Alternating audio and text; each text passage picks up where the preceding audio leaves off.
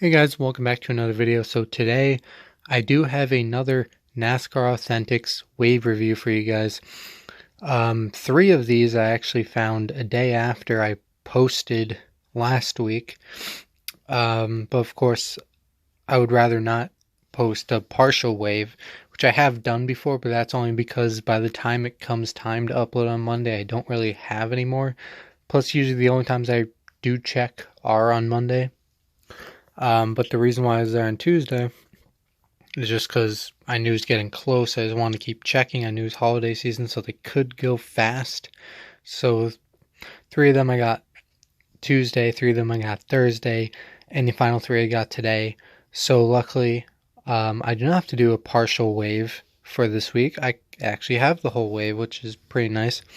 When I got there today, they seemed to like really freshly stocked, like to the point where probably no other cars could fit on there, because out in the main aisle I still saw their cart full of boxes and stuff everyone was working around. So they had clearly just done this minutes before, and wave 10 was right on top of wave 9, like a full wave 9 too, and then some extras in the back like wave 7 junior and stuff like that. So it was full to the brim, but I got all of them, and let's go through them all. So first we have the William Byron number 24 Rainbow Warriors car. I don't really think I need to, but I will do a side-by-side of what it's throwing it back to. Like I said, I'm sure I don't really need to because I'm sure everyone knows what that is. Next we have, that is a hood by the way. Next we have Brad Keselowski Reese Draw Tight car. The same basic paint scheme as it usually is, just of course different color variation. And this has a free pit magnet. Next we have Clint Bowyer with a free magnet, and the NASCAR Hall of Fans sponsored by Ford.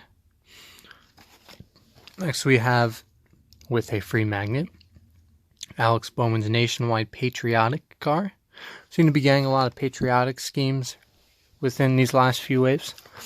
Next we have AJ Allmendinger with a free sticker, which I'll probably not put up anywhere yet. All my stickers currently are just sitting in like the binder full of stuff over there.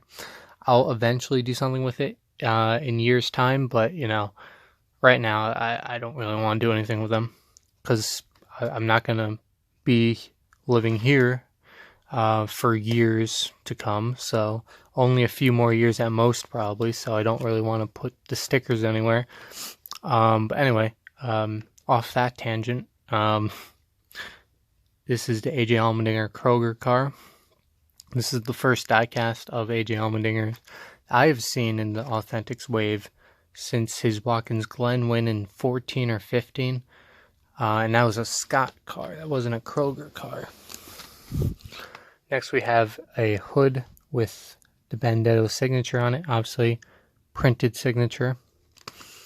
But the Keen Parts or Corvette parts, whatever it actually is, throwing it back to the number 99 Jeff Burton car. That I also have somewhere. I really have to dig for it, but I know I have it somewhere. So I'll get that one out for you guys. It might take a while, but I'll get it.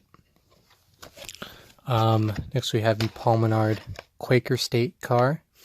Pretty nice. With a magnet. Another magnet. We have Almirola, his Patriotic Smithfield scheme. I said a lot of patriotic cars. And finally we have Matt Kenseth. This is the color chrome. Oh, this isn't the color chrome, but this is the car that has a color chrome in this wave. So if you happen to find one, get it, because obviously they're rare. I have not been able to find a single color chrome one in stores. On eBay, maybe a different story, maybe a future video someday. Maybe. If I can get them. But yeah, this is the Wyndham Rewards car, his main paint scheme when he did drive this year, and his signature on it. So yeah, once I find the 2 cars I'm looking for, actually this one's easy to find, that's just on the shelf over there. Burton car I have to really dig for, but I know I have it somewhere. But yeah, other than that, next shot you guys will see is of these fully open. So yeah, let's do that. Okay, so here they all are unpackaged. Let's start with the top right over here with William Byron. Let's take a look at the new car first before I show you the examples. As you can see, there's a few. William Byron's name with the number 24, the rainbow just like the hood with the Axalta on it, blue back. Then here's a look around the car. If you know what paint scheme this is going for, it looks exactly the same except a little lighter blue and up to Axalta instead of Dupont. So this is the car, roughly. It's basing it off of the original car here. Has a darker blue. Obviously this has a lighter blue. And this is the, not if that really matters, but if you notice this has damage on it, this is the 97 Daytona 500 car. So that's why it has damage on it. That's what I'm basing this off of. But yeah, the only real difference from the Jeff Gordon car to the Byron car, 21 years apart, is darker blue, and obviously the sponsors. Byron does not have as many sponsors, and the ones he does have are different. We also have an older one that actually was made in the 90s. This was made last year. I got this at Pocono this year. This one was actually made in the 90s. Does it have a year? Oh, I take that back. It's actually 2000. And it's missing rear wheels. But yeah, same thing.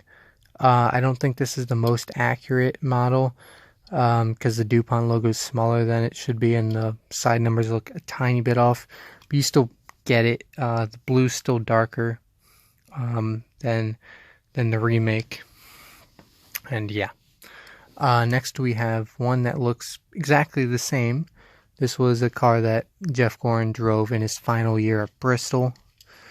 And I can take you guys on a look around, but once again, it's the same exact thing as Byron's car, just with different sponsors.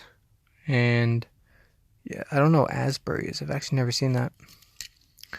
And yeah, same exact thing. Not really much difference there. The roof number is a little bigger. That's about it. But yeah, that's that. Move on over here to Brad Keselowski. Here we have the pit magnet. We have the Reese draw tight whatever's on the back. Number 2, as I mentioned, same basic paint scheme, just different colors like every other paint scheme at Penske, at least with the 2 and 22. And there it is. Next, the third car we have is Clint Bowyer Hall of Fans from Ford. Here's the magnet for that. And of course, here's the car itself.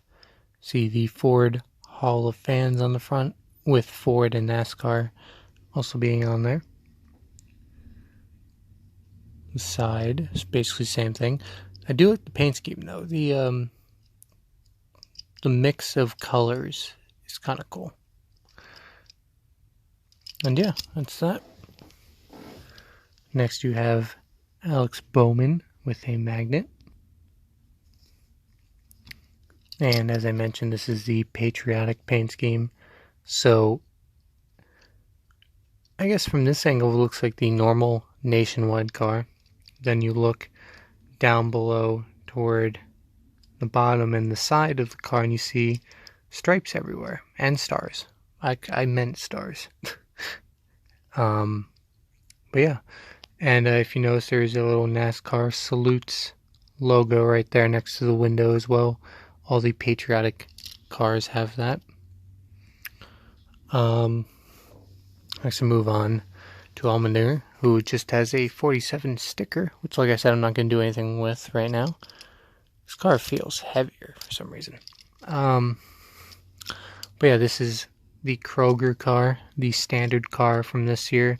and last year. Like I said, they don't make too many Allmendinger diecasts, so it's nice that they made this one, especially since he's leaving and not returning next year with this team anyway. I don't know if he'll find a ride elsewhere or not. Obviously, this team has a ton of sponsors because Kroger, and then Kroger puts all of their sponsors that want to be on it everywhere. But yeah. So now we move on to Matt DiBenedetto's car. Here's the hood. And it took forever for me to find the car that I thought was this one. But then, and this is based off of a Jeff Burton car, but it's like around 2001, 2002, something like that. And I have an older version of the Exide 99, which was, you know, more purple and black. And this one, which like I said is early 2000s sometime, is more white and black with a little bit of purple on the bottom. So this car I do not have, but it is a Jeff Burton throwback, as I mentioned. Took me forever to find that car just to be disappointed. But this paint scheme is pretty cool as well. You have the lightning kind of going on the side. You have the old Goodyear tires, because this was throwback weekend, of course, at Darlington. It's on the back there. You guys see that? Come on, focus.